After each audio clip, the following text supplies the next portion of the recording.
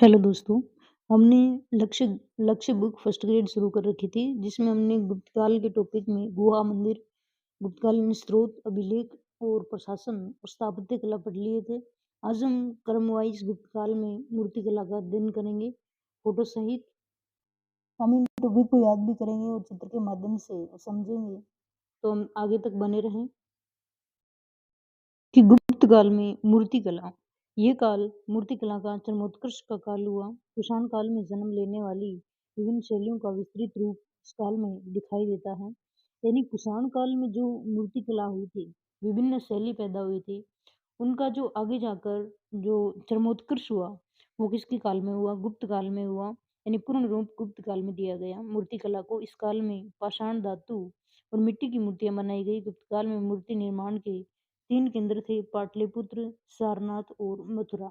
ये मुख्य रूप से 3 जगहों पे मूर्ति का कार्य होता था। एक तो पाटलिपुत्र, सारनाथ और मथुरा। पाटलिपुत्र, सारनाथ और मथुरा 3 केंद्र थे। गुप्त युग में बौद्ध धर्म से संबंधित पौराणिक जैन मूर्तियां, धर्मनिरपेक्ष मूर्तियां बनाई गई। इन मूर्तियों में भद्रता, आध्यात्मिकता, सरलता, अनुवादशीलता और सौंदर्य प्रियता दिखाई देती है। भारतीयकरण इन मूर्तियों की एक अन्य विशेषता है। अलंकृत प्रभामंडल, जीने वस्त्र, केशों का एक विशेष प्रकार का प्रसाधन, मुद्रा शासन आदि गुप्त काल की मूर्तियों की विशेषता है। गुप्तकालीन मूर्तिकला संयत व नैतिक है, इसमें सजीवता व मौलिकता मिलती है। अधिकांश मूर्तियां देवी देवताओं, युद्ध तीर्थंकरों की मिलती है। इस काल की प्रमुख मूर्तियों में सारनाथ की बौद्ध मूर्ति, सुल्तानगंज की बुद्ध मूर्ति, मथुरा की खड़ी बुद्ध मूर्ति और देवगढ़ की विष्णु मूर्ति। हम याद करें कि सारनाथ में बुद्ध मूर्ति है और सुल्तानगंज में भी किसकी मूर्ति है? भगवान बुद्ध की मूर्ति है। तो सारनाथ में सबसे पहले जो उपदेश दिया था महात्मा बुद्ध ने, धर्मचक्र परिवर्तन कहाँ से शुरू हुआ था? सारनाथ से शुरू हुआ था। तो सारनाथ में बुद्ध प्रतिमा और सुल्तानगंज में, यानी सारनाथ सारनाथ और सुल्तानगंज सारनाथ और सुल्तानगंज दोनों में किसकी प्रतिमा है? बुद्ध की प्रतिमा है। जबकि जो मथुरा है, मथुरा में बुद्ध की खड़े बुद्ध की प्रतिमा है। मथुरा में क्या है? खड़े बुद्ध की प्रतिमा है। और मथुरा किसकी नगरी है? कान्हा की नगरी है मथुरा। वहां पे बुद्ध की खड़े जो है वो मूर्ति है। आगे हम देवगढ़ की विष्णु मूर्ति, यानी देवगढ़ में किसकी मूर्ति है? विष्णु भगवान की मूर्ति है। हमने देखे थे देवगढ़ के दशावतार मंदिर जो विष्णु भगवान को समर्पित हैं। तो देवगढ़ में किसकी मूर्ति होगी? फिर विष्णु भगवान की मूर्ति होगी। आगे हम उदयगिरी की बात करें। आगे उदयगिरी की वराह अवतार की मूर्ति, मथुरा की विष्णु मूर्ति, यानी मथुरा में किसकी है? भगवान विष्णु की मूर्ति भी है, क्योंकि वो नगरी ही कृष्ण भगवान की है। तो विष्णु की मूर्ति मथुरा में, और एक खड़े बुद्ध की मूर्ति है मथुरा में। काशी की कार्तिकेय मूर्ति और कौशाम्बी की सूर्य मूर्ति है। यानी हम बात करें कि काशी में कौन सी मूर्ति है? कार्तिकेय, जो शिव जी के सुपुत्र हैं कार्तिकेय, उनकी मूर्ति कहाँ पे है? काशी में है। और कौशाम्बी में है सूर्य मूर्ति। अब हम ऐसे याद करें कि सूर्य कितनी कोस दूर होता है? सूर्य बहुत कोसों दूर होता है। तो कौशाम्बी में किसकी मूर्ति है? सूर्य मूर्ति है। मथुरा में खड़े बुद्ध की मूर्ति है। मथुरा में विष्णु मूर्ति है। सारनाथ और जो सुल्तानगंज है उसमें भगवान बुद्ध की मूर्ति है। अब इन मूर्तियों को हम चित्र के माध्यम से देखेंगे कि ये मूर्ति कैसी दिखती है। ये सारनाथ मूर्ति है। कहाँ की मूर्ति है? ये सारनाथ में जो भगवान बुद्ध की मूर्ति है वो है, जहाँ पे प्रथम उपदेश भगवान बुद्ध ने दिया था। जो ये है, ये सुल्तानगंज की मूर्ति है भगवान बुद्ध की। जो सुल्तानगंज में गुप्तकाल की मूर्ति निकली है वो सुल्तानगंज की मूर्ति है।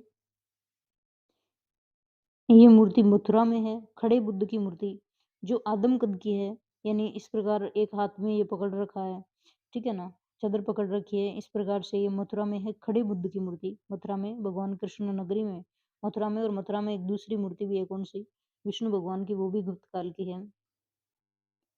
तो आगे बढ़ते हैं कि गुप्त मूर्तिकला का सर्वोत्तम उदाहरण है सारनाथ की मूर्ति, जो हमने अभी देखी थी। क्योंकि सारनाथ की मूर्ति उसका सर्वोत्तम, हम ऐसे याद करेंगे कि सारनाथ में सबसे पहले उपदेश दिया था। तो शुरुआत कहाँ से हुई? सारनाथ से। तो सारनाथ की मूर्ति सबसे सर्वोत्तम उदाहरण है गुप्त काल का। गुप्त काल की मूर्तिकला विशेषतः मथुरा शैली द्वारा स्थापित प्रतिमानों पर आधारित है। और गुप्त काल की मूर्तियां लाल बलुई पत्थर से निर्मित है। गंगा यमुना का मूर्ति रूप गुप्त काल की देन है। यानी जब गंगा और यमुना को मूर्ति के रूप में बनाने लग गए थे, यानी उससे पहले कोई अवशेष नहीं दिखाए जाते थे। बाद में गुप्त काल में गंगा और यमुना की मूर्ति के रूप में उत्कीर्णन किया जाना शुरू हो गया था। फिर गंगा यमुना का मूर्ति रूप गुप्त काल की देन है। गुप्त कलाकारों ने ही शिव के अर्धनारीश्वर, हम देखते हैं कि शिव भगवान का अर्धनारीश्वर रूप कौन सा होता है, वो भी गुप्त काल से ही शुरू हुआ था। ये भगवान शिव का अर्धनारीश्वर रूप, जिसमें भगवान शिव को आधा अंग क्या है, नारी का है और आधा किसका है, शिव का है, यानी अर्धनारीश्वर, यानी आदि नारी और आधा नर। अर्धनारीश्वर रूप है, ये किससे चला आ रहा है, गुप्त काल से चला आ रहा है। फिर आगे है बिहार के भागलपुर के निकट सुल्तानगंज से प्राप्त बुद्ध की सर्वश्रेष्ठ ताम्र निर्मित प्रतिमा, यानी 7.5 फीट ऊंची गुप्तकालीन है। इस मूर्ति के निर्माण चंद्रगुप्त द्वितीय के समय हुआ। बुद्ध की यह प्रतिमा अभय मुद्रा में है। यह प्रतिमा बर्मिंघम संग्रहालय में, ये हमने अभी देखी थी सुल्तानगंज वाली, जिसमें भी खड़े बुद्ध की प्रतिमा है, जो लगभग जो है 7.5 फीट ऊंचा है। ठीक है। बोध गया मंदिर के गर्भगृह में बुद्ध की विशाल भूमि स्पर्श मुद्रा में, यानी बैठे हुए बुद्ध की मूर्ति है, जो हम अभी देखेंगे। ये मूर्ति है वो बोध गया में है, यानी भूमि स्पर्श जो बुद्ध की प्रतिमा है वो ये है बोध गया में। ठीक है। अब मथुरा शैली में निर्मित बुद्ध की अकेली ऐसी प्रतिमा जो कुषाण कला से प्रभावित है, मानकुंवर से मिली है, जो कुमारगुप्त प्रथम के काल की है। इस मूर्ति में बुद्ध अभय मुद्रा में सिंहासन पर आसीन है, यानी बैठी हुई बुद्ध की प्रतिमा है। गुप्त काल की बुद्ध मूर्तियों में यीशु भिक्षु यक्षद्वित्र द्वारा स्थापित खड़ी हुई बुद्ध मूर्ति अत्यंत सुंदर एवं भव्य है। जो यीशु थे वो कुमारगुप्त प्रथम के वास्तुकार थे। इन्होंने खड़े बुद्ध की प्रतिमा बनाई थी। इनकी मूर्तियों में बुद्ध को सम्यक संबंध योगी के रूप में पहली बार दिखाया गया है, यानी गृह त्याग के बाद में जो मूर्ति बनाई वो बुद्ध भिक्षु जो यक्षदित्र थे उसने बनवाई थी कुमारगुप्त प्रथम के काल में। कांगड़ा से बुद्ध की धर्मचक्र प्रवर्तन मुद्रा में पीतल की मूर्ति प्राप्त हुई है, यानी धर्मचक्र प्रवर्तन मुद्रा में जो मूर्ति प्राप्त हुई है वो कांगड़ा से, विसनगर के दूजनपुर से जैन तीर्थंकरों की 3 प्रतिमाएं मिली हैं। मूर्तियों का निर्माण रामगुप्त ने करवाया था। और जो है चौसा से ऋषभदेव की कांस्य प्रतिमा प्राप्त हुई है। ऋषभदेव जैन धर्म के प्रथम तीर्थंकर थे, उनकी मूर्ति प्राप्त हुई है चौसा से। फिर गुप्तकालीन हिंदू मंदिर से धर्म से संबंधित मूर्तियां विदिशा से, हरिहर की बेसनगर से, गंगा की मूर्ति उज्जैन से 10 भुजी विश्व, शिव को तांडव मुद्रा और देवरिया से सूर्य प्रतिमा, बेसनगर से सप्तमात्रिक की मूर्तियां आदि प्राप्त हुई, यानी न केवल बौद्ध धर्म से बल्कि जैन और हिंदू धर्म की मूर्तियां भी गुप्त काल में पाई गई। काशी से प्राप्त कृष्ण मूर्ति गोवर्धन पर्वत को धारण किए हुए है, यानी जब भगवान कृष्ण ने गोवर्धन पर्वत को उठाया था वो मूर्ति काशी से मिली है। उदयगिरी से महिषासुर का वध करते हुए दुर्गा, यानी महिषासुर मर्दिनी, यानी जो महिषासुर का वध करती हुई माँ दुर्गा, तो वो मूर्ति हमें मिली है उदयगिरी से। और मंदारगिरी गुफाएं गुप्तकालीन है, जिसमें नरसिंह प्रतिमा है वो उत्कीर्ण है। आगे हम बढ़ते हैं कि पहले जो भारत का लोहा था यानी धातु था वो सर्वोत्कृष्ट जो उदाहरण है भारत में लोहे का, तो उसका उदाहरण हमें एक दिखता है लोहे स्तंभ। तो लोहे स्तंभ वर्तमान में दिल्ली के कुतुब मीनार के निकट है और इस स्तंभ का निर्माण चंद्रगुप्त द्वितीय के द्वारा किया गया। इसमें नक्षत्र रुद्र सिंह तृतीय और चंद्रगुप्त द्वितीय की विजय का वर्णन है। स्तंभ की ऊंचाई है वो 7.2 मीटर और वजन 3 टन से भी ज्यादा है। स्तंभ में 98% लोहे की मात्रा है। इसके बावजूद इस स्तंभ में अभी तक जंग नहीं लगा। ये उस समय की धातु कला का सर्वोत्कृष्ट जो उदाहरण है, यानी इसमें 98% लोहा होने के बावजूद भी आज इतने साल हो गए उस लोहे स्तंभ को, उसमें जंग नहीं लगा है। तो हम देखते हैं ये लोहे स्तंभ है दिल्ली में, ठीक है ना, इसमें 98% लोहा है और अभी तक इसमें जंग नहीं लगा है। ये कुतुब मीनार है पास में, तो चंद्रगुप्त द्वितीय द्वारा बनवाया हुआ। इस स्तंभ पर संस्कृत में जो खुदा हुआ है उसके अनुसार इसे ध्वज स्तंभ के रूप में मथुरा में विष्णु पहाड़ी पर स्थित विष्णु मंदिर के सामने खड़ा किया गया था। इसके ऊपर गरुड़ स्थापित करने हेतु इसे बनाया गया था, इसलिए इसे गरुड़ स्तंभ भी कहते हैं। आगे हम पढ़ते हैं स्तंभ लेख और अभिलेख, यानी गुप्तकालीन स्तंभ लेख और अभिलेख। वैसे तो हमने पहले क्लास में पढ़ लिया था, लेकिन हम दोबारा इनको विस्तृत फोटो सहित इन पे चर्चा करेंगे। 1 नंबर पे आती है प्रयाग प्रशस्ति। प्रयाग प्रशस्ति में आपको पता है समुद्रगुप्त के विजयों के बारे में, उनके नामों के बारे में हमें जानकारी मिलती है। समुद्रगुप्त के संधि विग्राहक और दरबारी कवि हरिशरण द्वारा रचित प्रयाग प्रशस्ति में हमें समुद्रगुप्त की दिग्विजय और उनकी महत्ता के संबंध में वर्णन मिलता है। इसमें समुद्रगुप्त को चंद्रगुप्त और कुमार देवी का पुत्र, घटोत्कच का पुत्र और श्रीगुप्त का प्रपुत्र बताया गया है। यानी इसमें समुद्रगुप्त के परिवार के बारे में बताया गया है कि ये घटोत्कच का पुत्र था, चंद्रगुप्त और कुमार देवी का पुत्र था और श्रीगुप्त इनके क्या थे, परदादा थे। प्रयाग प्रशस्ति के अनुसार समुद्रगुप्त की दिग्विजयों का उद्देश्य धरणीबंध था।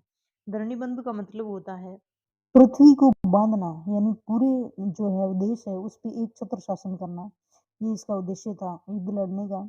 उत्तरी भारत में अपनाई गई नीति प्रसवोद्रण यानी जड़ से उखाड़ फेंकना, दक्षिणापथ की नीति ग्रहण राज ग्रहण मोक्ष अनुग्रहण कहलाती थी। इसका मतलब होता था राज्य को ग्रहण करने की नीति के आधार पर कर देने को बाध्य किया और मोक्ष नीति के आधार पर विजय करने भी क्षमा कर दिया। अनुग्रह नीति के आधार पर उन्हें उनके शासन है वो वापस लौटा दिए गए थे। अब हम इनकी दिग्विजय की नीतियों का विस्तृत अध्ययन करेंगे कि कहाँ पे किस प्रकार से इन्होंने विजय प्राप्त की। अब हम बात करें समुद्रगुप्त की दिग्विजय नीतियों की, तो ये ऐसे उत्तरी भारत है तो सबसे पहले इसने आर्यवर्त युद्ध किया। प्रथम युद्ध किया इन्होंने आर्यवर्त का, जहाँ पे दो नागवंश के राजा थे, नागसेन और अच्युत। यानी इन्होंने सबसे पहले दो राजाओं को हराया यहाँ पे उत्तर दिशा में, ठीक है। फिर इन्होंने नीचे आके थोड़ा यहाँ पे गंगा यमुना का जो क्षेत्र था वहाँ पे इसने 9 राजाओं को हराया। यानी वो राजा क्या कहलाए थे, उत्तर में इसने 9 राजाओं को हराया और दक्षिण में इसने 12 राजाओं को हराया था। इधर उत्तर पूर्व में भी समुद्रगुप्त ने विजय प्राप्त की थी और इधर जो पश्चिम में है वो विदेशी शासकों को हराया था। तो यहाँ पे गंगा दोआब क्षेत्र में 9 राजाओं को हराया। उसके प्रति जो नीति अपनाई थी वो थी प्रशुभोद्रण, क्योंकि ये यहाँ से शासन कर रहा था तो यहाँ से तो इसने शासकों को उखाड़ के फेंक दिया था, यानी समूल नष्ट कर दिया था उनका शासन ही। यानी प्रशुभोद्रण का मतलब है जड़ से उखाड़ फेंकना, ठीक है। पाटलिपुत्र के आसपास का क्षेत्र, यहाँ पे तो ये प्रत्यक्ष शासन करता था। फिर हम बात करते हैं दक्षिण की। यहाँ पे दक्षिण में 12 राजा थे जिनको इसने हरा के सिर्फ कर ले लिया और यहाँ पे अप्रत्यक्ष शासन किया कि आप शासन करो, ऊपर अधिकार सिर्फ मेरा होगा। यानी ग्रहणों मोक्ष अनुग्रहण, यानी इसको ग्रहण कर लिया यानी शासन कर लिया, फिर इनको क्या दे दिया, मोक्ष दे दिया और क्या कर लिया, इनका अनुग्रह स्वीकार कर लिया, यानी ग्रहणों मोक्ष अनुग्रहण दक्षिण में। फिर हम बात करते हैं कि विदेशियों के साथ में क्या किया। यहाँ पे उत्तर पश्चिम साइड में थे विदेशी शक कुषाण और मुरुंड, इनको हराया और 3 विदेशी नीति अपनाई। एक तो थी आत्मनिवेदन, दूसरी थी कन्योपायन और तीसरी थी गुरुत्वमंदक। आत्मनिवेदन का मतलब है कि स्वयं दरबार में उपस्थित हो गए, ठीक है ना। विदेशी शासक थे वो स्वयं दरबार में रहने लग गए और आगे मानने लग गए, वो तो था आत्मनिवेदन। कन्योपायन का था कि उन्होंने कन्याओं का विवाह कर दिया गुप्त शासकों के साथ में, ठीक है। और गुरुत्वमंदक का मतलब था गुप्तों की मोहर लगेगी लेकिन शासन कौन करेंगे, विदेशी करेंगे। तो 3 विदेशी नीतियां अपनाई थी समुद्रगुप्त ने शकों कुषाणों और मुरुंडों के साथ में, आत्मनिवेदन, कन्योपायन और गुरुत्वमंदक। फिर क्षेत्र आता है उत्तर पूर्व का, तो यहाँ पे सर्व करदानम आज्ञाकरणम आगमनम, यानी संपूर्ण कर देते थे और आज्ञा जब समुद्रगुप्त बोलता था तो दरबार में उपस्थित होना है तो वो उसके आज्ञा का पालन करते थे और दरबार में उपस्थित होते थे। तो सर्व करदानम यानी सभी दान देते थे, आज्ञा का पालन करके प्रणाम के लिए क्या करते थे, आगमन करते थे दरबार में। तो ये समुद्रगुप्त की जो दिग्विजय विजय थी उत्तर दक्षिण पूर्व पश्चिम में, इनकी जानकारी हमें प्रयाग प्रशस्ति में हरिश्चंद्र द्वारा लिखी मिलती है। आगे बात करें हम इस प्रशस्ति को अशोक के कौशाम्बी अभिलेख पर, कौशाम्बी स्तंभ पर उत्कीर्ण तिलभद्र द्वारा करवाया गया था। बाद में अकबर ने इस स्तंभ को कौशाम्बी से लाकर इलाहाबाद प्रयाग के किले में खड़ा किया। यानी सीधी सी बात यह है कि जो ये पहले अशोक का क्या था, स्तंभ लेख था, यानी अशोक ने इसको उत्कीर्ण करवाया था अपने शिला स्तंभ लेखों में। फिर इस पे प्रयाग प्रशस्ति लिखी गई। बाद में कौन आता है, मुगल सल्तनत का बादशाह आता है अकबर। अकबर कहाँ ले गया, अपने किले में इलाहाबाद ले गया।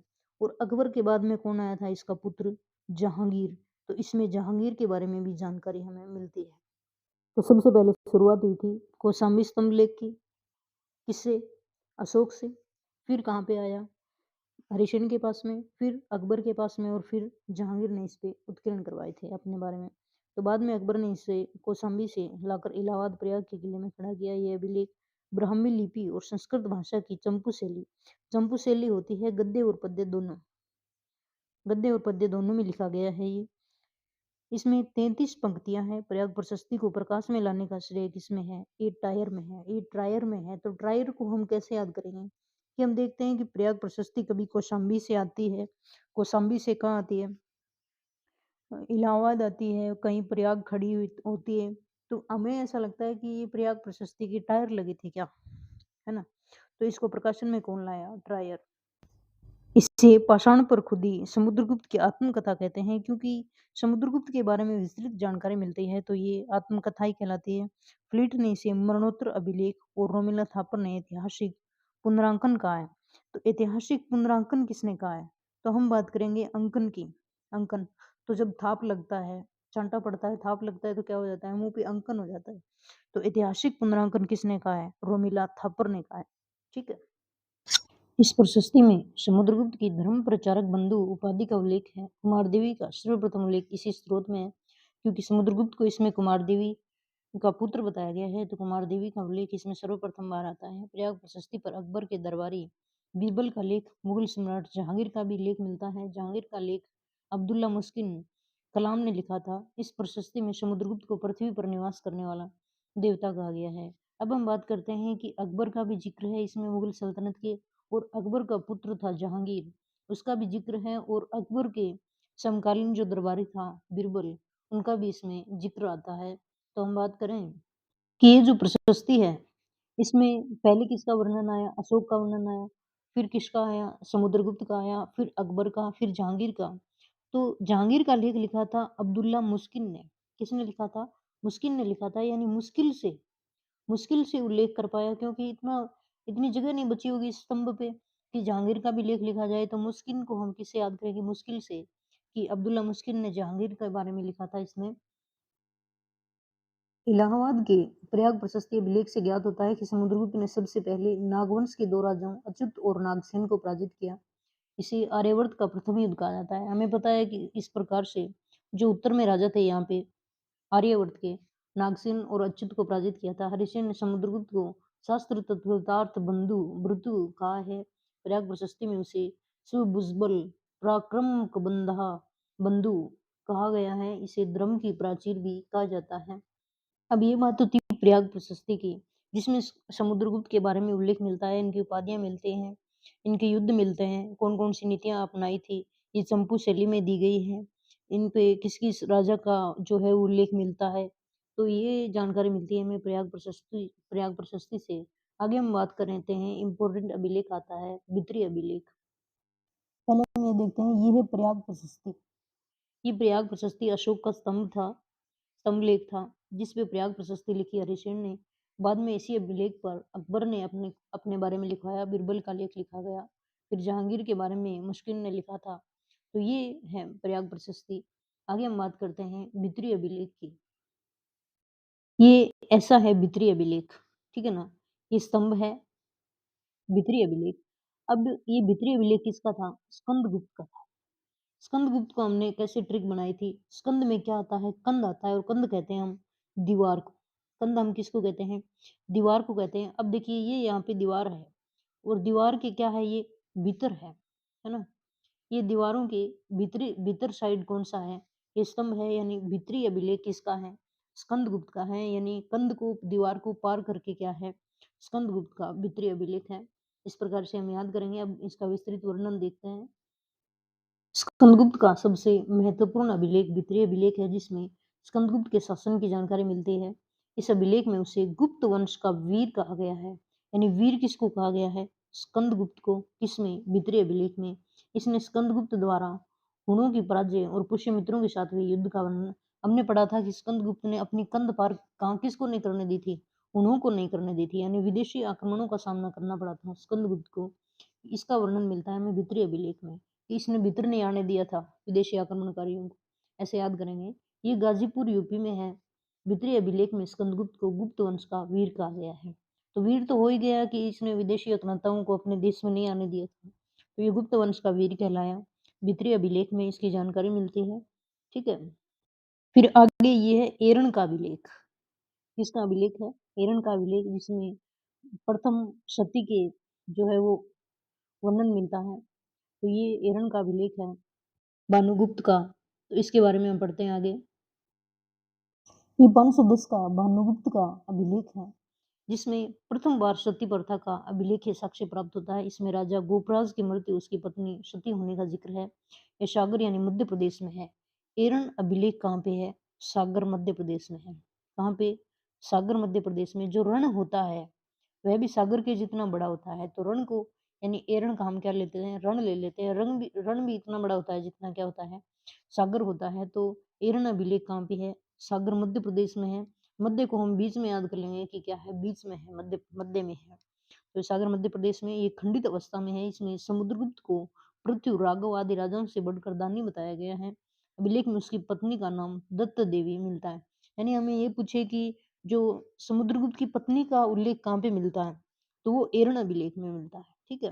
ज्यादातर रण किसके साथ में होता है? पत्नी के साथ में। और समुद्रगुप्त की पत्नी दत्त देवी का उल्लेख किसमें मिलता है? एरण अभिलेख में मिलता है, जो सागर एमपी से प्राप्त होता है। और सती प्रथा की जानकारी भी इसमें मिलती है। ठीक है। फिर आता है आगे मंदसौर का सूर्य मंदिर अभिलेख। तो मंदसौर, मंदसौर मंदसौर हम लिखेंगे तो सौर ऊर्जा किससे प्राप्त होती है? सूर्य से। मंदसौर में क्या है? सूर्य मंदिर है। और वो भी क्या है? वो भी क्या है? किसने लिखा था? वत्स भट्टी ने। वत्स भट्टी ने। यानी सौर ऊर्जा किससे जलती है? भट्टी की तरह जलती है। ठीक है ना। सूर्य कैसे जलता है? भट्टी की जगह जलता है। हमें ऐसे याद कर लेंगे कि वत्स भट्टी ने लिखा था मंदसौर का सूर्य अभिलेख, मंदिर अभिलेख। या फिर हम ऐसे याद कर लें कि भट्टी है वो कैसे जलती है? मंद मंद जलती है। ठीक है ना। या फिर हम ऐसे याद कर लें कि वत्स क्या होता है? पुत्र होता है। और वत्स क्या करता है? शोर करता है। वत्स क्या करता है? शोर करता है। तो वत्स भट्टी द्वारा रचित है मंदसौर का सूर्य मंदिर अभिलेख। इस अभिलेख में कुमारगुप्त प्रथम के शासन की जानकारी मिलती है। इस अभिलेख में मंदसौर के शासक बंधु वर्मा और सूर्य मंदिर के निर्माण का उल्लेख है। मध्य प्रदेश में 10 पूर्व मंदसौर में है। इस प्रशस्ति में कुल 44 श्लोक हैं, जबकि 33 पंक्तियां किसमें थी? 33 पंक्तियां थी जो प्रयाग प्रशस्ति है उसमें। इसमें 44 श्लोक हैं। बंधु वर्मा कुमारगुप्त प्रथम का समकालीन था। फिर आता है एक बिलसड का स्तंभ अभिलेख। इसमें कुमारगुप्त प्रथम तक की वंशावली है। कुमारगुप्त प्रथम का यह प्रथम अभिलेख है, विल्सड अभिलेख। हमने पीछे वाली क्लास में भी याद किया था कि विल्सड का हम ले लेंगे बिल, बिल ले लेंगे, और कुमार का हम ले लेंगे मार। ठीक है ना। तो बिल वाले जानवरों को हम क्या करते हैं? देखते ही मार देते हैं। ठीक है ना। तो विल्सड अभिलेख किसका है? कुमारगुप्त प्रथम का। यानी हम प्रथम काम यही करते हैं कि बिल वाले जानवर, सांप सांप वगैरह जो दिखते हैं उसको हम मारने का काम करते हैं। तो बिलसड अभिलेख किसका है? कुमारगुप्त का। अब हम इन दोनों के चित्र देखते हैं, मंदसौर के और बिलसड अभिलेख के। ये तो है मंदसौर का अभिलेख। ये जो स्तंभ है, इसमें अभिलेख लिखा गया है मंदसौर में, एमपी में। ठीक है। आगे है बिहार का स्तंभ लेख। इसमें कुमारामात्य, अग्रहारिक, शोल्किक और गेलमिक जैसे अफसरों के नाम मिलते हैं। हमने देखा था कि बिहार के जो लोग होते हैं वो सबसे ज्यादा अफसरी पाए जाते हैं। तो ये गुप्त काल के अफसरों के नाम हैं, जैसे कुमारामात्य जो राजा अपने पास के क्षेत्र में इसको लगाता था, अग्रहारिक और शोल्किक जो कर लेने वाला था, गेलमिक जो जंगलों में कर लेने वाला था।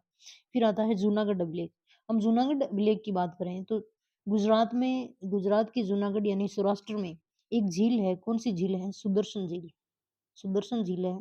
इस सुदर्शन झील का निर्माण किया था चंद्रगुप्त मौर्य ने। किसने किया था? चंद्रगुप्त मौर्य ने, यानी मौर्य राजा था ये, चंद्रगुप्त मौर्य ने किया था। ठीक है। और इस पे अभिलेख किसने लिखवाया और कौन सा अभिलेख था? तो वो अभिलेख था जूनागढ़ अभिलेख। ठीक है ना। जूनागढ़ अभिलेख में जानकारी ये मिलती है कि इसका निर्माण चंद्रगुप्त मौर्य ने करवाया, जबकि इसकी मरम्मत करवाई थी स्कंदगुप्त ने। और स्कंदगुप्त ने किससे करवाई थी? ये इसका सेनापति था कौन? प्रणदत्त। प्रणदत्त जो वहां पे सौराष्ट्र में था, तो प्रणदत्त ने इसकी मरम्मत करवाई थी। स्कंदगुप्त के काल में इसका निर्माण चंद्रगुप्त मौर्य ने करवाया था। ये जानकारी हमें जूनागढ़ अभिलेख में मिलती है। तो हम पढ़ते हैं कि इसे इसमें गुप्त संवत का उल्लेख है। स्कंदगुप्त का महत्वपूर्ण अभिलेख है। इसमें हुण आक्रमण की सूचना भी मिलती है, इसमें भी मिलती है। और जो दूसरा है भीतरी अभिलेख, उसमें भी हुणों के आक्रमण की जानकारी मिलती है। इसमें स्कंदगुप्त के शासनकाल की प्रथम तिथि गुप्त संवत 136 ईस्वी उत्कीर्ण मिलती है। स्कंदगुप्त ने प्रणदत्त के नेतृत्व में सौराष्ट्र जूनागढ़ के निकट गिरनार पर्वत पर सुदर्शन झील की मरम्मत करवाई, जिसका निर्माण चंद्रगुप्त मौर्य के समय हुआ था। इसकी जानकारी 456 ईस्वी के जूनागढ़ अभिलेख से होती है। प्रणदत्त ने यह दायित्व अपने पुत्र चक्रपालित को सौंपा, जिसने इस झील पर विष्णु मंदिर भी बनवाया था। फिर आता है कहोम अभिलेख। ये भी किसका है? स्कंदगुप्त का। इसमें जैन तीर्थंकर की प्रतिमा स्थापित करने का वर्णन मिलता है। कहोम को हम कैसे याद करेंगे?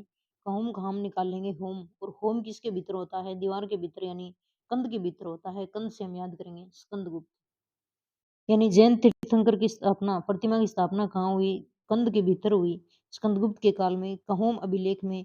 और स्थापना करते हैं, प्रतिमा की स्थापना करते हैं तो क्या करते हैं हम? होम करते हैं। फिर आता है प्रथम उदयगिरि और द्वितीय उदयगिरि अभिलेख। इसका निर्माण चंद्रगुप्त द्वितीय के संधि विग्रह वीरसेन ने करवाया। इसमें चंद्रगुप्त द्वितीय को राजाधिराज श्री कहा गया है। दूसरे की हम बात करें तो यह शिलालेख गुप्त संवत 82 में सनकानिक नामक सामंत ने अंकित करवाया था। हम ऐसे याद करें कि चंद्र चंद्र क्या होता है? अस्त होता है, और यहाँ पे क्या है? उदय। ठीक है ना? उदयगिरि अभिलेख किसका है? चंद्रगुप्त द्वितीय का है। ठीक है। फिर आगे है मानकुंवर अभिलेख। कुमारगुप्त प्रथम का इलाहाबाद में स्थित यह लेख बुद्ध मित्र नामक बौद्ध भिक्षु द्वारा स्थापित बुद्ध की मूर्ति पर उत्कीर्ण है। इसमें कुमारगुप्त को महाराज कहा गया है। यानी मानकुंवर अभिलेख है, ये ऐसा अभिलेख है जिसमें बुद्ध की मूर्ति के ऊपर ही लिखा गया है ये अभिलेख। तो हम इसकी चित्र देखते हैं अभी। ये मानकुंवर अभिलेख है जिसमें ये बुद्ध की प्रतिमा है। इस बुद्ध की प्रतिमा के ऊपर ही क्या लिखा गया है? ये ऐसे अभिलेख लिखा गया है। ठीक है। और ये चंद्रगुप्त का उदयगिरि जो गुफा है वो है जो विदिशा में है, विदिशा मध्य प्रदेश में। यानी विदिशा मध्य प्रदेश में कौन सा है? उदयगिरि। उदय किस दिशा में होता है? तो विदिशा में कौन सा है? उदयगिरि। और किस दिशा में क्या होता है? तो होता है चंद्र। ठीक है ना? तो हम चंद्रमा, विदिशा, चंद्रगुप्त, विदिशा और उदयगिरि को हम ऐसे याद करेंगे। फिर है तुमेन अभिलेख। कुमारगुप्त प्रथम से संबंधित अभिलेख। इसमें कुमारगुप्त को शरदकालीन सूर्य की भांति, यानी इंपॉर्टेंट बात यह आती है कि शरदकालीन सूर्य कौन से अभिलेख में कहा गया है? तो वो कहा गया है तुमेन अभिलेख में। तुमेन को हम ऐसे याद करेंगे मैन, यानी ये मैन है वो एकदम शरदकालीन सूर्य है। शरदकालीन सूर्य कैसा होता है? शांत और ठंडा होता है। तो जो कुमारगुप्त प्रथम है वो कैसा था? एकदम शांतिपूर्ण आदमी था। तो ये बात किसमें मिलती है? तुमेन अभिलेख में। यानी ये मैन कैसा था? शरदकालीन सूर्य की भांति था। मध्य प्रदेश के ग्वालियर जिले में स्थित है। गुप्तों के अधिकांश अभिलेख कौशाम्बी शैली की ब्राह्मी लिपि में है। गुप्त शासकों में सर्वाधिक अभिलेख किसके हैं? कुमार गुप्त के हैं। स्कंदगुप्त के शासन के संबंध में जूनागढ़ अभिलेख, कहूम अभिलेख, बिहार स्तंभलेख, इंदौर ताम्रपत्र, भित्री अभिलेख में सूचना मिलती है। ये स्कंदगुप्त के हैं। जूनागढ़ जिसमें हमें सुदर्शन झील के बारे में जानकारी मिलती है जिसका पुनर्निर्माण स्कंदगुप्त ने करवाया था। कहूम अभिलेख में हुणों को नहीं, कहूम अभिलेख में जो जैन तीर्थंकर है उसकी प्रतिमा स्थापित करने का उल्लेख मिलता है। हम बात करते हैं बिहार स्तंभलेख की, तो इसमें अफसरों की जानकारी मिलती है।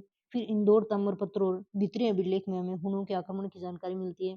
तो ये तो थे स्कंदगुप्त के। हम इलाहाबाद के गढ़वा अभिलेख में चंद्रगुप्त की राजधानी पाटलिपुत्र का भी उल्लेख मिलता है। तो आज हमने गुप्त काल के स्तंभ लेख और अभिलेख पढ़ लिए। कल हम शिक्षा और साहित्य पढ़ेंगे। शिक्षा और साहित्य इस लक्ष्य बुक का जो फर्स्ट ग्रेड में आने वाले टॉपिक है उसमें लास्ट है, और फिर हम इसमें जो ऑब्जेक्टिव क्वेश्चन दिए हैं वो भी पढ़ेंगे। तो दोस्तों बने रहें। जय हिंद।